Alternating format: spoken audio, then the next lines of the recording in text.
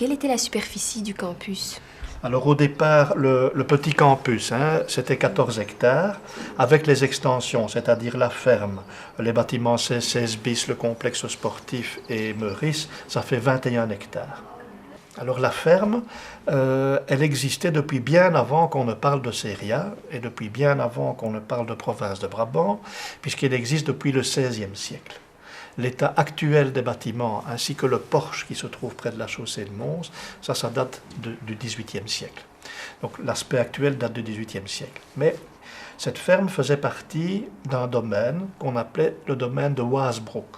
Et le domaine de Waasbroek, qui comprenait le territoire du Seria, qui était un domaine marécageux où on ne savait pas cultiver grand-chose, ça appartenait au seigneur d'Aa. Donc, seigneur d'Aa, 2A. La rue qui longe le canal, de l'autre côté du canal par rapport à nous, c'est la rue d'Aa d'ailleurs. Donc c'était des seigneurs qui possédaient plein de terres, dont ceci. Puis ils ont vendu leurs terres aux seigneurs de Gazbeek. Vous connaissez le château de Gazbeek, un petit peu plus loin, Brabant flamand. Donc ça appartenait aux seigneurs de Gazbeek. Et les seigneurs de Gazbeek ont autorisé l'abbaye de Forêt, dont il reste des vestiges à Forêt, à construire une ferme sur leur territoire. Donc la ferme était une ferme appartenant aux moines de l'abbaye de Forêt. Bon, vous savez que les moines, ils vivent en autarcie et ils fabriquent eux-mêmes tout ce dont ils ont besoin pour vivre. Et donc ils avaient des terres, ils avaient des fermes, et parmi les fermes qu'ils exploitaient, il y avait cette ferme d'Elishout. Alors le domaine Waasbroek, c'était l'ensemble, et à l'intérieur du domaine Waasbroek, vous aviez la ferme d'Elishout. Alors, Waasbroek, si vous connaissez un petit peu le flamand, vous entendez broek là-dedans. Et broek, c'est marais en flamand. Ça peut être pantalon, mais ici, c'est marais. Et donc, c'était un vaste marécage. Et la trace de ce marécage ancien, c'est l'étang du Seria.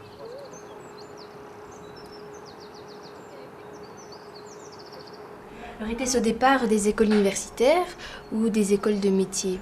Au départ, c'est une petite école professionnelle de boulangerie-pâtisserie. Ce n'est que plus tard qu'on a créé des écoles d'enseignement supérieur. En 1960, fin des années 60, on a créé un graduat en tourisme. Et puis petit à petit, on s'est dit, qui dit tourisme dit hôtel. Donc on a créé un graduat en gestion hôtelière. Et puis pour ceux qui mangent trop, on a créé un graduat en diététique. Et dans les années 60, c'est adjoint au Seria, administrativement, parce qu'il n'avait pas encore cours ici, l'Institut Meurice Chimie, qui est un institut qui forme des chimistes et des chimistes alimentaires au niveau universitaire. Donc actuellement 5 ans d'études après les humanités. Mais au départ, c'était d'abord des écoles professionnelles et techniques. Depuis quand le campus existe-t-il? Alors le campus tel que vous le voyez ici existe depuis 1950. Donc c'est en 1950, donc l'année 1950-51, qui a été la première année scolaire organisée sur le campus du Seria. Bien entendu, le Seria en tant que tel, en tant qu'école, existe depuis bien longtemps. La première école dont le Seria a hérité, c'est une école qui a été fondée en 1929, qui n'était pas sur le campus, qui se trouvait au boulevard de la Révision, à Anderlecht, du côté de la gare du Midi, là-bas. Et c'était une petite école de boulangerie-pâtisserie, qui était une école du soir, et qui avait été créée par le député permanent de l'époque, qui s'appelait Marius Renard. Vous connaissez peut-être Marius Renard, du nom de la rue Marius Renard, où se trouve une partie de votre école, où se trouve l'Institut Redouté. Donc Marius Renard était un député socialiste et il avait constaté que Bruxelles étant une ville qui grandissait petit à petit, où le commerce prospérait, Bruxelles n'avait pas d'école pour former des boulangers-pâtissiers. Or, le secteur de la boulangerie-pâtisserie, les patrons, souhaitaient ardemment voir se créer une école. Et donc, Marius Renard a discuté avec ses collègues du conseil provincial et a obtenu l'autorisation de créer une petite école de boulangerie-pâtisserie. Cette école est devenue une école du jour après la guerre. Qu'est-ce qui s'est passé après la guerre? Eh bien, c'est qu'on a constaté que Bruxelles était une ville qui commençait à s'internationaliser, à devenir une ville importante. Peut-être bien que l'événement majeur que tout le monde connaît, vous n'étiez pas né, hein, c'est l'Expo 58 qui a vraiment marqué l'ascendance de Bruxelles. Et étant donné ce contexte socio-économique favorable à la ville, ben, on s'est dit, pourquoi rester sur une école de boulangerie-pâtisserie? Il faudrait également créer une école d'hôtellerie, il faudrait créer une école de boucherie, une école pour apprendre à être traiteur, il faudrait créer une école d'hôtellerie également, côté hôtel, pas seulement restauration. Et c'est ainsi que l'idée a germé dans l'esprit, non pas de Marius Renard, parce qu'il était mort à ce moment-là, mais dans l'esprit d'un de ses successeurs, qui s'appelait Émile Grison. Ça vous dit quelque chose, hein? Émile Grison, c'est le nom de la rue où se trouve le Seria. Et Émile Grison, qui était lui aussi un député socialiste, a eu l'idée de créer une concentration à la fois horizontale et verticale de tout ce qui concernait les industries alimentaires et de tout ce qui concernait, comme on dit, les métiers de bouche. Vous savez bien ce que ça veut dire. Pourquoi concentration horizontale? Parce qu'il s'est dit, on va essayer de concentrer sur un même campus toutes les écoles où on enseigne des branches qui ont trait de près ou de loin à la restauration, à la nourriture, aux services, aux hôtels, etc. Y compris des centres qui ne sont pas des écoles, mais des centres de recherche sur les industries alimentaires, comme des recherches sur, par exemple, les levures. Pour fabriquer la bière, il faut de la levure. Pour fabriquer du pain, il faut de la levure. Et bon, ce sont des recherches qui se font de manière industrielle. Et c'est ainsi qu'on a concentré non seulement toute une série d'écoles, mais aussi des centres de recherche sur un même campus. Et on s'est dit également, extension horizontale toujours, qu'il fallait également que les gens qui travaillent sur le campus ou qui étudient sur le campus aient le moyen de vivre leur vie quotidienne. Et c'est pour ça qu'on a créé un internat, pour permettre aux gens qui habitaient loin d'y résider. C'est pour ça qu'on a créé une piscine et des salles de sport, pour permettre des activités récréatives toujours aux gens qui étaient sur le campus. C'est pour ça aussi qu'on a créé une bibliothèque. Elle a bien changé depuis, mais à l'origine, la bibliothèque faisait partie du lot. Concentration verticale aussi, parce qu'on s'est dit, il ne faut pas seulement créer des écoles professionnelles et techniques, mais il faut également enseigner aux futurs cadres qui vont gérer ces écoles techniques et professionnelles, et c'est ainsi que plus tard s'est adjoint l'Institut Meurice, qui est du niveau universitaire. Et on a même pensé à quelque chose, c'est que les professeurs qui allaient donner cours dans les écoles d'hôtellerie, etc., seraient même formés sur place. Et c'est ainsi qu'on a créé l'Institut, l'INPET à l'époque, qui maintenant s'intitule l'Institut Roger Gilbert, où on forme toujours des profs. La première pierre a été posée en 1949, suite à l'obtention du contrat par donc, les deux grands architectes belges, Antoine Courtens et son bureau, ainsi que Jean, Michel et André Pollack. Je dis ils ont remporté le marché parce que la province de Brabant a organisé un concours ouvert à tous les architectes belges pour proposer de créer les bâtiments dont on avait besoin sur le site. Et le plus beau projet était celui de Pollack et Courtens. Donc le concours a eu lieu en 1948, première pierre posée en 1949, première année scolaire 50-51. Les bâtiments qui sont tout autour du campus central ont été bâtis après, hein, donc le style est différent. Par exemple, l'Institut Meurice date des années 75-76 et les bâtiments où on donne cours actuellement de chocolaterie, de boulangerie, si je ne m'abuse, le 16 et le 16 bis, eux, ils sont de construction très récente, hein, fin des années 90.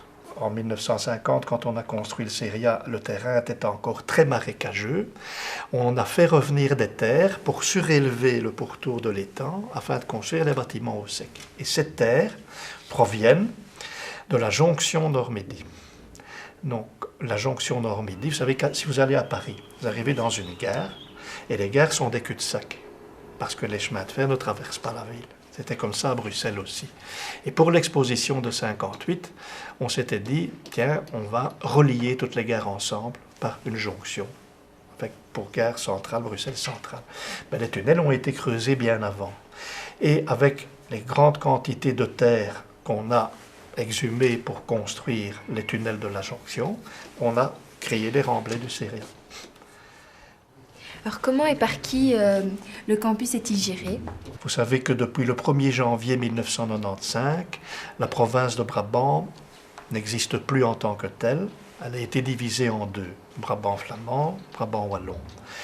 Et le Séria était un ensemble d'écoles appartenant à la province de Brabant. À partir du moment où on scindait la province en deux, les écoles qui étaient situées sur le territoire du Brabant flamand sont passées au Brabant flamand.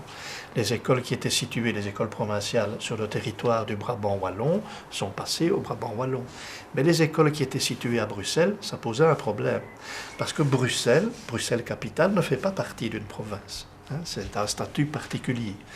Et donc les écoles de la province qui étaient situées à Bruxelles, suivant la langue d'enseignement qui était pratiquée, ont été attribuées pour les écoles où on parlait le français à la Commission communautaire française de la région de Bruxelles-Capitale, qu'il ne faut pas confondre avec la communauté française, et les écoles flamandes ont été attribuées à la Vlaams Gemeenschap Commissie. Évidemment, il y a des choses qui restent en commun. Par exemple, les routes où nous circulons, le chauffage, l'eau, l'électricité, tout ça doit bien être géré en commun. Il y a donc des fonctionnaires de la COCOF et des fonctionnaires de la VGC qui constituent ce qu'on appelle une cellule de gestion provisoire. Cette cellule de gestion provisoire, qui tente à devenir définitive, puisqu'elle existe toujours depuis 1995, règle les problèmes quotidiens. Qu'est-ce qu'on va faire avec la facture d'eau? Que faut-il réparer? Comment va-t-on faire l'entretien des chaudières? Donc, ce sont les deux entités, VGC et COCOF, qui conjointement gèrent les problèmes quotidiens. Alors, est-ce que vous pourriez me parler de la bibliothèque et des livres qu'elle comporte? Oui, alors la bibliothèque, elle est justement issue de ce partage entre francophones et néerlandophones. À la création du Séria en 1950, cette bibliothèque était bicommunautaire, donc elle servait aussi bien aux flamands qu'aux francophones. Et lorsqu'on a séparé les écoles en 1995, les néerlandophones ne désiraient plus avoir de bibliothèque, pour des raisons qu'on peut comprendre, puisque leur haute école, c'est maintenant la Erasmus Hogeschool, qui se trouve du côté du canal entre Anderlecht et Molenbeek. Donc comme ils n'avaient plus les principaux utilisateurs de leur bibliothèque sur le campus, ils n'étaient plus demandeurs d'avoir une bibliothèque. Quant à cette bibliothèque en 1995, elle était fort vieillotte. Il y avait encore des vieilles tables en fer, comme dans les commissariats de police, verdâtres. Il y avait pratiquement plus de personnel. Et étant donné que la province avait périclité les dernières années, il n'y avait plus d'argent consacré à l'achat de livres. J'ai donc rentré un projet auprès du ministre Thomas en 1996 de reprise de cette bibliothèque par les francophones uniquement, et un projet également qui comprenait l'informatisation de cette bibliothèque. Et j'ai eu la chance que le ministre Thomas et son administration se soient bien intéressés au projet, et j'ai obtenu des crédits pour complètement rénover le mobilier, les étagères, acheter des ordinateurs, créer un catalogue informatisé qui maintenant est sur Internet, et nous avons pu également engager du personnel. Alors, notre guide touristique est insolite. Est-ce que vous pouvez nous dire ce que vous trouvez ou ce qu'il y a d'insolite dans le campus? Il y a deux, trois petites choses insolites que vous connaissez peut-être. Si vous allez dans le bâtiment qu'on appelle la Rotonde et que vous grimpez les escaliers, vous allez voir un buste. C'est le buste d'Émile Grison. Et j'espère que grâce à votre film, on saura encore un peu qui c'est dans les générations à venir. Un autre aspect insolite, mais là c'est peut-être un peu plus dangereux, ce sont les caves. Il y a moyen de s'y perdre, je vous invite à y faire un tour. Mais ce qui pour moi est peut-être le plus insolite, mais aussi le plus encourageant, c'est que le Séria non seulement tienne encore debout, mais qu'il continue à être géré et à fonctionner. Parce que c'est un gouffre, non pas à millions, mais c'est un gouffre à milliards. en 1995, par exemple, le fonctionnement du CERIA. Donc uniquement le fonctionnement, c'est-à-dire l'entretien des bâtiments, le chauffage, l'électricité et la maintenance. Je ne parle pas du salaire des profs, hein, ça c'est autre chose. Ça coûtait 1 milliard de francs belges par an, de 25 millions d'euros. Je pense qu'à l'heure actuelle, ça doit être un peu plus. Donc rendez-vous compte qu'il y a plusieurs millions de francs belges par jour qui sont utilisés au fonctionnement de ce campus. Campus qui est par ailleurs, c'est peut-être aussi un petit peu insolite, est le deuxième campus à Bruxelles après le campus de l'ULB. Il y a ici, tous les jours, si on compte les cours du soir, les chercheurs, les élèves, les étudiants, le personnel d'entretien, il y a 10 000 personnes qui travaillent, qui étudient sur le site du CERIA.